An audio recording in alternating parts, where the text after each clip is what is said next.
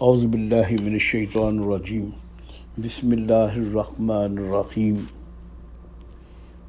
رب اشرح لی صدری ویسر لی امری واحلل عقدۃ من لسانی یفقہوا قولی صدق اللہ العظیم بسم اللہ الرحمن الرحیم یا ایھا الذین آمنوا اتقوا اللہ یا ایھا الذین آمنوا اتقوا اللہ وابتغوا الیہ الوسیلۃ وجاہدوا فی سبیلہ لعلکم تفلحون صدق اللہ العظیم۔ اللہم صلی علی سیدنا محمد وعلی آل سیدنا محمد وبارک وسلم علیہ۔ اللہم صلی علی سیدنا محمد وعلی آل سیدنا محمد وبارک وسلم علیہ۔ اللہم صلی علی سیدنا محمد وعلی آل سیدنا محمد وبارک وسلم علیہ۔ الحمدللہ، اللہ کا شکر ہے کہ آج پھر اللہ تعالیٰ نے توفیق دی ہے کہ آج پھر ہم ماہ رمضان کی 29 کی تاریخ ہے اور مدینہ منورہ میں حاضر ہوں اور گنبد خضرا روضہ رسول کے قریب ہوں۔ الحمدللہ، جیسے اس سے پہلے بیان وسیلے کے متعلق اور جس کا عنوان تھا کہ وسیلے کا حقیقی تصور، آج اس کا دوسرا حصہ ہے اور اللہ کا لاکھ لاکھ شکر ہے، بے پہایا۔ میں کروڑ ہا دفعہ بھی شکر ادا کروں وہ کم ہے کہ حضور صلی اللہ علیہ وسلم نے اپنے قدموں میں یہ توفیق دی کہ میں وسیلہ کے متعلق بیان کر سکوں۔ آج کا جو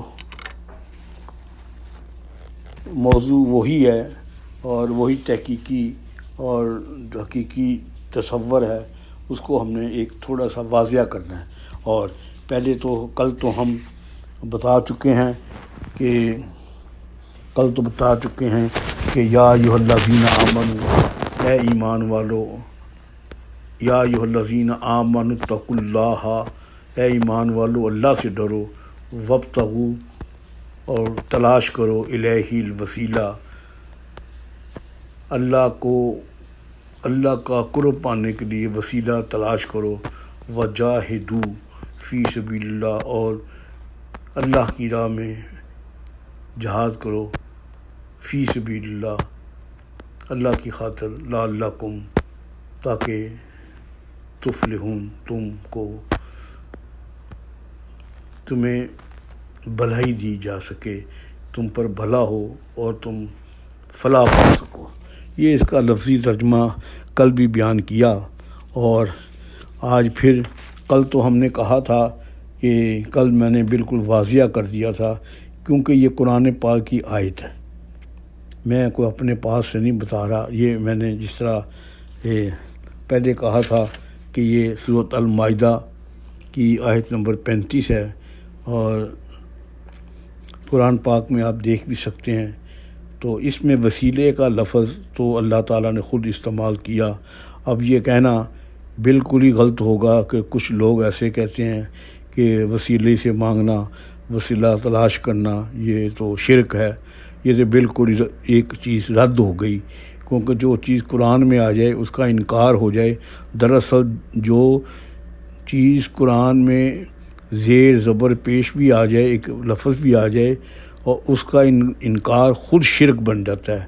اب یہ مطلب ہوگا جو لوگ اس کا انکار کرتے ہیں وہ خود شرک کرتے ہیں اور دوسروں کو الزام، ایک تو خود شرک کرتے ہیں اور ایک دوسرے پہ الزام لگاتے ہیں شرک کا، تو یہ دو گناہوں کے مرتکب ہو جاتے ہیں۔ تو اصل ہم نے کل یہ بیان کیا تھا کہ مقام وسیلہ کئی جگہ پر ہے، مقام ملتزم، ابراہیم، مسجد قباء، بیت اللہ کا طواف، حجر اسود، مقام حتیم، صفا مروہ، مقام عرفات، مقام مینا، ایسے مقام جہاں اللہ کی رحمت ہو، قرآن کی تلاوت ہو، نماز پڑھنا، اذان سننا، تہجد پڑھنا، زکوٰۃ، حج، قرآن پاک کی تلاوت کرنا، اور یہ میں نے سارے بیان کر چکے ہیں۔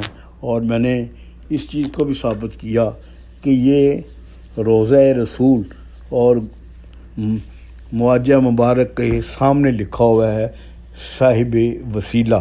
تو صاحب وسیلہ جو ہے وہ حضور نبی کریم صلی اللہ علیہ وآلہ وسلم کی ذات اقدس ہے. اس کی اذان کے بعد کا بھی حوالہ دیا. یہ میں پچھلا تھوڑا سا سبق دہرا رہا ہوں. آج ہم بتائیں گے کہ جو ہے نا اب وسیلے کی اقسام کیا ہیں. وہ ہیں کہ کیونکہ اس کو واضح کرنا. اب یہ جس طرح میں نے کہا مقام ابراہیم، صفا، مروہ، اب کئی لوگ ایسے بھی ہیں وہ صفا مروہ یا زکوٰۃ نہیں دے سکتے، حج نہیں کر سکتے، یا بعد بیماری کی حالت میں روزہ نہیں رکھ سکتے، یا ایسے اچھے مقام جو کہ حجاز مقدس میں ہیں وہاں نہیں جاتے، جہاں پر رحمتیں برکتیں مقام ملتزم میں ہوتی ہیں وہاں نہیں جاتے. کیا وہ وسیلہ سے محروم رہ جائیں گے؟ نہیں، اس کا مطلب یہ نہیں ہے. ٹھیک ہے کہ نہیں؟ تو وسیلے کی اب اقسام کیا ہیں؟ وسیلے کی اقسام یہ بھی ہیں، جیسے لفظ میں ہے کہ وسیلہ کا مطلب ہے اللہ کا قرب تلاش کرنا. جب اللہ کا آپ قرب تلاش کریں گے تو پھر آپ کو اچھی باتیں کرنی ہوں گی.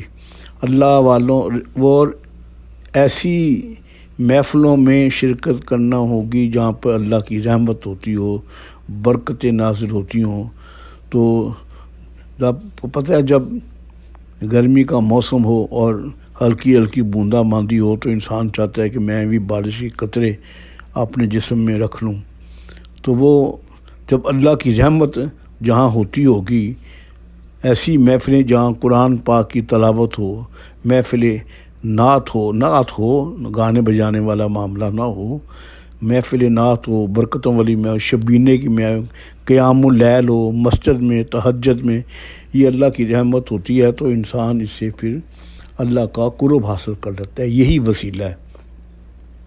اور اس کے بعد اللہ تعالیٰ کے بندوں سے ملاقات، ان سے مشورہ کرنا، ان سے نصیحت کرنا، ان سے نصیحت آموز باتیں سیکھنا اور اس پر عمل کرنا، یہ بھی ایک وسیلہ بن جاتا ہے. تو اس کے لیے وہ وسیلہ بن گیا. جیسے اولاد کے لیے ماں باپ وسیلہ ہیں. میں نے کل بھی کہا تھا کہ اس کی تقریباً 10,000 سے اوپر وسیلے کی قسمیں ہیں، اور یہ ماں باپ بھی اولاد کے لیے وسیلہ ہیں. ماں باپ ہوئے تو بیٹے کے لیے والدین وسیلہ بنے تو اولاد پیدا ہوئی. تو وسیلے کی کئی اقسام ہوتی ہیں. بعض اوقات تو ایسا بھی ہوتا ہے کہ جو پریشانی ہے وہ بھی وسیلہ بن جاتی ہے، کیونکہ اس پریشانی کی وجہ سے جب انسان نیکی کی طرف راغب ہو جاتا ہے، بیماری سے چھٹکارا، اتنی بیماری آتی ہے اسے جب چھٹکارا ملتا ہے تو وہ اللہ کا شکر ادا کرتا ہے، پھر وہ گناہ سے تائب ہو جاتا ہے. اب وہ پریشانی، وہ جو بیماری ہے وہ اس کے لیے وسیلہ بن گئی. بعض اوقات یہ بھی ہوتا ہے، بعض اوقات کوئی انسان کسی کو اچھی ہدایت دیتا ہے، وہ انسان اس کے لیے وسیلہ بن گیا.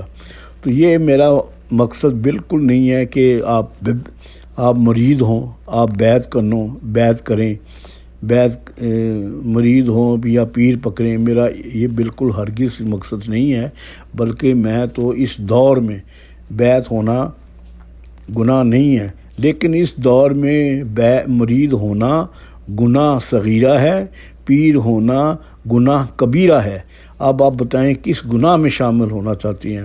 اس دور میں نہ بیعت کی جا سکتی ہے نہ بیعت لی جا سکتی ہے، دونوں حالات میں نہیں ٹھیک.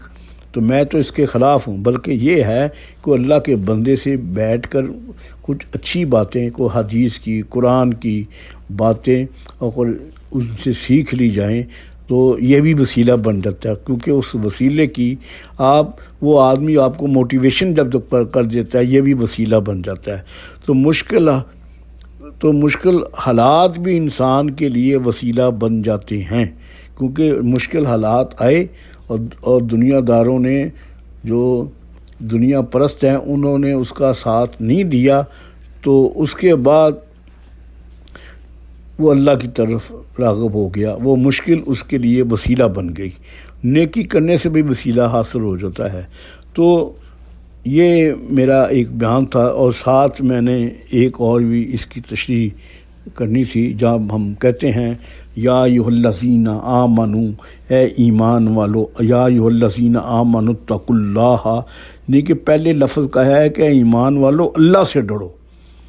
یہ بات غور، پہلے یہ اللہ سے ڈرانے کے لیے ایک بات کی گئی ہے، اور اس کا ہے وابتغوا، تلاش کرو، الہی وسیلہ، اور اللہ کا قرب حاصل کرنے کے لیے کوئی وسیلہ تلاش کرو۔ اب آپ نے وسیلہ تلاش کرنا ہے نماز میں، نیک بندوں میں، اور جہاں جہاں اللہ کی رحمت ہوتی ہے۔ وجاہدوا، اور ساتھ کا ہے جہاد کرو۔ جہاد سے مراد یہ ہے، یہ نہیں ہے کہ گھر بیٹھے ہی، یہ کیونکہ وسیلے کے متعلق جہاد کا متعلق کا ہے، یہ بھی بات غور کریں۔ وجاہدوا کا لفظ جو آیا یہ وسیلے کے متعلق ہے، یہ نہیں ہے کہ گھر بیٹھے ہی تم وسیلہ، وجاہدوا، اور تم مجاہد کرو، مجاہد تلاش کرو، مجاہد، وجاہدوا جہاد کرو، مطلب دیکھو، جاؤ کسی کے پاس جاؤ، اور مسجد میں جاؤ، اور بیت اللہ میں جاؤ، حرم میں جاؤ، یا اچھے اچھے لوگوں سے کے پاس جاؤ، کوشش کرو، اور تاکہ تمہیں قرب حاصل ہو سکے اللہ کا۔ یہ وجاہدوا فی سبیل اللہ کا مطلب یہی ہے ادھر، لعلکم تفلحون، تاکہ تم پر بھلا ہو سکے۔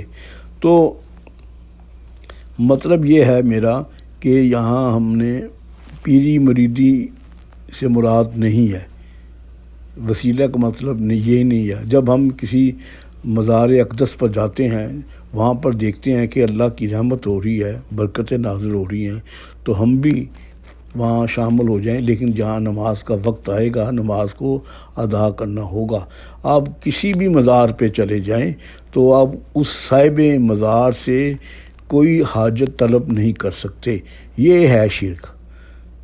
آپ صاحب مزار سے کوئی حاجت طلب نہیں کر سکتے، حتیٰ کہ آپ اگر بیت اللہ میں آنے کا موقع دیا ہوگا تو خانہ کعبہ میں وہاں پولیس والے یا مولوی شرطے جسے کہتے ہیں وہ کھڑے ہوتے ہیں، آپ خانہ کعبہ کے غلاف کو ہاتھ بھی لگائیں تو وہ کہتے ہیں شرک شرک شرک، حتیٰ کہ ان کو بوسہ دیں تب بھی شرک۔ مقام ابراہیم کو بوسہ دیں، وہ کہتے ہیں ھذا شرک، تو شرک ہے۔ تو مطلب ہم تو بیت اللہ میں جا کر خانہ کعبہ میں بیت اللہ سے دعا نہیں کر سکتے، یہ بھی شرک ہوتا ہے۔ تو دعا خانہ کعبہ میں رہتے ہوئے بھی اللہ سے ہی دعا کرنی ہے، مقام ابراہیم پر رہتے ہوئے بھی آپ نے اللہ سے ہی دعا کرنی ہے۔ تو میری مراد یہ ہے کہ صرف اس لیے ہم وہاں گئے ہیں کہ وہاں پر اللہ کی رحمتیں برکتیں نازل ہو رہی ہیں، مانگنا ہم نے اللہ سے ہی ہے۔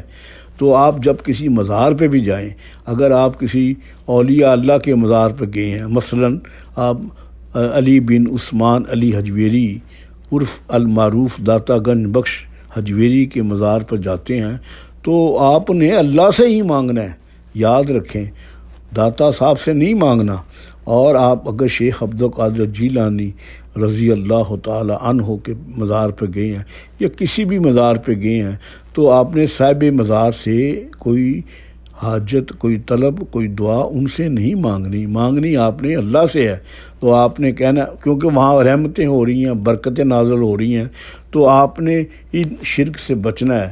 اور یاد رکھیں، شرک انسان کے اندر خون کی طرح دوڑتا ہے، انسان کے اندر وسواس آتی ہیں، شیطانی وسواس آتے ہیں، اس کو دور کرنا یہی وجاہدوا فی سبیل اللہ ہے، یہی وجاہدوا فی سبیل اللہ، جو آپ کے اندر وسوسے آتے ہیں اس پر جہاد کرنا ہے، کیونکہ جہاد مجاہدے کے بغیر جو مشاہدہ ہوگا وہ شیطانی ہوگا۔ میری ایک بات غور سے سنیں، مجاہدے کے بغیر جو مشاہدہ ہوتا ہے وہ شیطانی ہوتا ہے۔ اگر مجاہدہ وہ بھی وجاہدوا فی سبیل اللہ، اگر مجاہدہ ہوگا اللہ کو تلاش کرنے کا، وسیلہ تلاش کرنے کا، وہ مجاہدہ پھر جو مشاہدہ ہوگا وہ رحمانی ہوگا۔ فرق یہ ہے کہ جو مجاہدے کے بغیر مشاہدہ ہوتا ہے وہ شیطانی ہوتا ہے، جو مجاہدہ اللہ کے لیے کیا جاتا ہے، اللہ کا قرب حاصل کرنے کے لیے مجاہدہ ہوتا ہے، تو وہ مشاہدہ رحمانی ہوتا ہے۔ پھر اللہ اس کو اپنے قریب کر دیتا ہے، اس کو پھر اسی کا نام وسیلہ ہے۔ وسیلے کا لفظی مطلب یہ ہوا، ساری گفتگو کا مقصد یہ ہوا، وسیلہ جو کہ قرآن پاک میں اس کا لفظ استعمال کیا گیا ہے وہ اس طرح کیا ہے کہ وسیلے کا مطلب ہے اللہ کا قرب حاصل کرنا۔ وہ قرب آپ کس طرح حاصل کر سکتے ہیں؟ آپ اپنے دل میں اللہ کی یاد، ذکر الہی اور رسول اللہ صلی اللہ علیہ وآلہ وسلم پر بے بہا درود الشریف، نیک لوگوں سے ملنا، نیک لوگوں کے پاس جانا، ان سے ملاقات کرنا، نصیحت کرنا، یہ بھی ایک وسیلہ ہے۔ تو یہ اب صورتحال واضح ہو گئی کہ وسیلہ جو ہمارے اندر ذہنوں میں پیدا ہوا ہوا، لوگوں نے ڈالا ہوا ہے کہ وسیلہ، کئی جاہل لوگ کہتے ہیں کہ وسیلہ تلاش کرنا تو شرک ہے۔ تو قرآن سے ثابت ہے، روضہ رسول کے سامنے میں نے تصویریں بھی بھیجی ہیں، یہ روضہ رسول کے سامنے لکھا ہوا ہے صاحب وسیلہ، صاحب شفاعت اور صاحب رؤوف الرحیم۔ یہ ساری چیزیں اللہ تعالیٰ کی عطا کرتے ہیں۔ اللہ تعالیٰ ہمیں صحیح سمجھنے کی توفیق عطا فرمائے۔ یہ ہمارا مضمون جو ہے وہ جو وسیلے والا ہے، آج روضہ رسول پر ہم نے اس کو ختم کیا۔ اللہ تعالیٰ ہمیں سچ کہنے کی، سچ سننے کی توفیق عطا فرمائے۔ قلت حیلتی انت وسیلتی ادرکنی یا رسول اللہ، کیونکہ آپ صاحب وسیلہ ہیں تو ہم آپ ہی کے وسیلے سے اللہ سے آپ وسیلہ، آپ کا دعا اللہ سے ہمیشہ یاد رکھیں۔